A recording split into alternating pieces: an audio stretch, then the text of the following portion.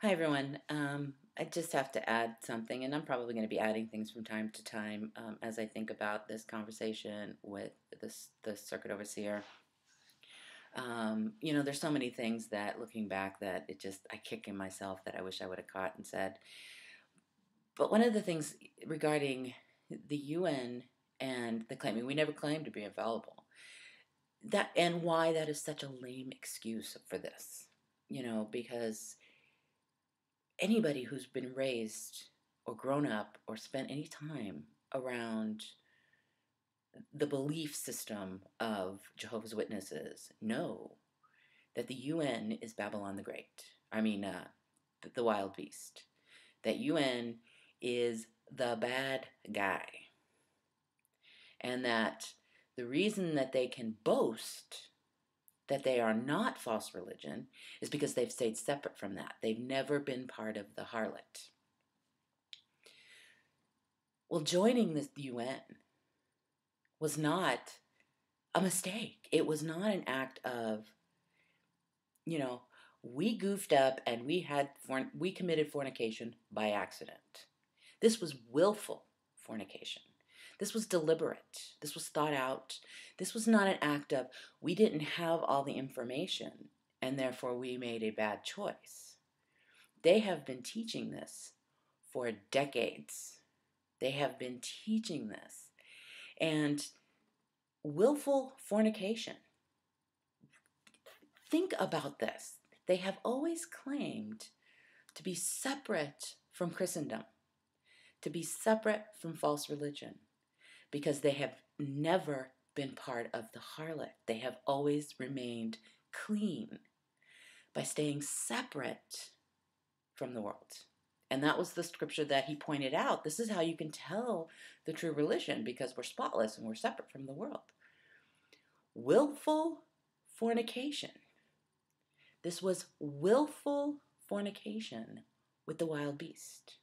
This is not an accident. This is not a case of we never claimed we were infallible.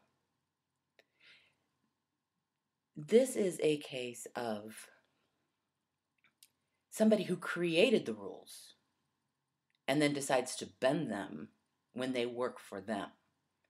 This is not a case, they cannot, I don't,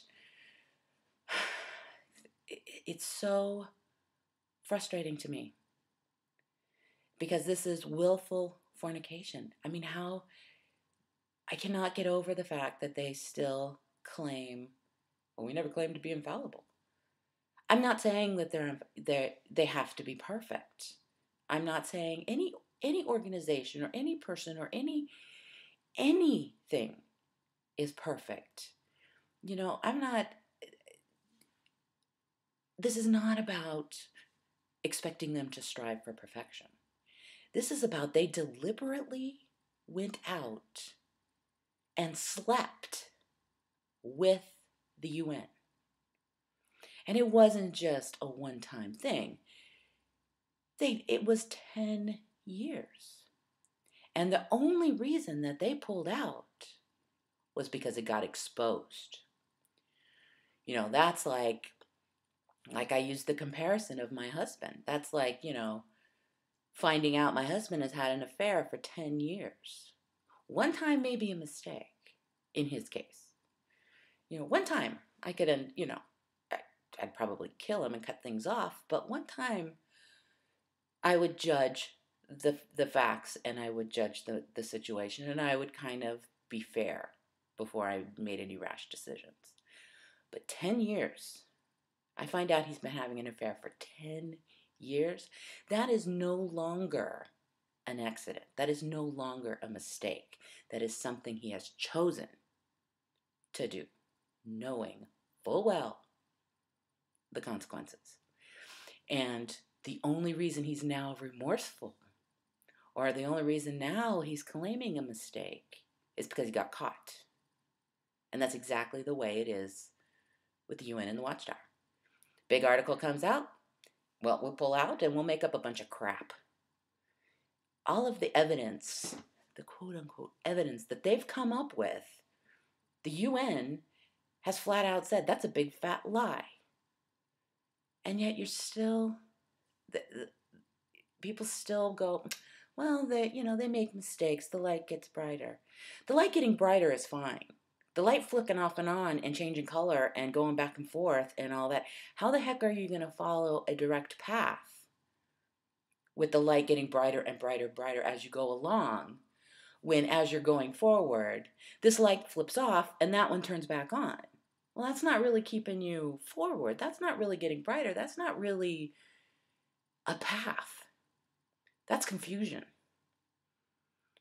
And, the second point that I brought up with the child molestation, and it's big, it's getting bigger and bigger, and the reports are coming more and more often. Let's give the Watchtower the benefit of the doubt and say, yes, they had Jehovah's blessing. Yes, they were God's organization.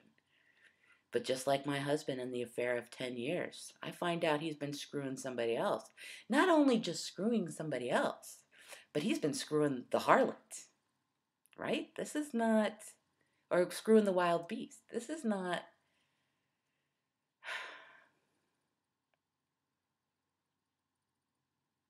I wouldn't, most marriages wouldn't last with that kind of violation. And if they ever did have Jehovah's blessing, a 10-year affair with the wild beast would lose it. And I do believe that is why all this stuff is becoming so readily available. All this information is coming so to light. The child molestation cases, as sad as they are, it's getting harder and harder to deny that there's not a problem. And he said that we never say Jehovah, wait on Jehovah. Well, and I know that that's also a lie. We're constantly being told to wait on Jehovah. We're constantly being told new order's right around the corner. Everything will be taken care of then. Or Jehovah will bring it to light. That's my favorite one, because that's exactly what I think is happening. So even giving them the benefit of the doubt and saying, once upon a time, they had Jehovah's blessing. Once upon a time, they were the organization. Their involvement with the UN just threw that out the window. Jehovah divorced them. And if Jehovah wouldn't divorce him after something like that, how can I have any respect for a God that will stand for that? They see it as, we never claim to be infallible. So it's a win-win for them. Never claim to be infallible in new light. Win-win for them. For me, I see it as a lose-lose. Because either the organization it's not an accident. They've royally screwed up. And so lose. And then if Jehovah doesn't pull out with that kind of a violation, lose. So you can argue it away all you want. I see it as a lose-lose for the organization and for Jehovah. So it's either or. Yeah, I'm very frustrated. I know I'm rambling, but I just woke up really with this particular thing going through my head and just making me crazy. And I find that when it's taking up space in my head, I don't want it to take up space in my head. I've been told by witnesses and the undercover witnesses, they're acting like ex-witnesses and stuff like that, just to let it go, move on. Well, this is part of my moving on. When it is taking space in my head, I don't want it taking up the space in my head. I'd much rather it take up the space where it can be useful. And so today I'm rambling, I'm venting. I don't think you guys have ever seen me this riled before. I'm just really, really frustrated. Not only that people cannot see through this lie and this convenience and this manipulation, but I'm also just pissed that I didn't address it this passionately yesterday. So hopefully it'll leave my head. But like I said, I will probably be posting little things from time to time So thank you for letting me rant. I hope this makes sense. Talk to you guys later. Bye.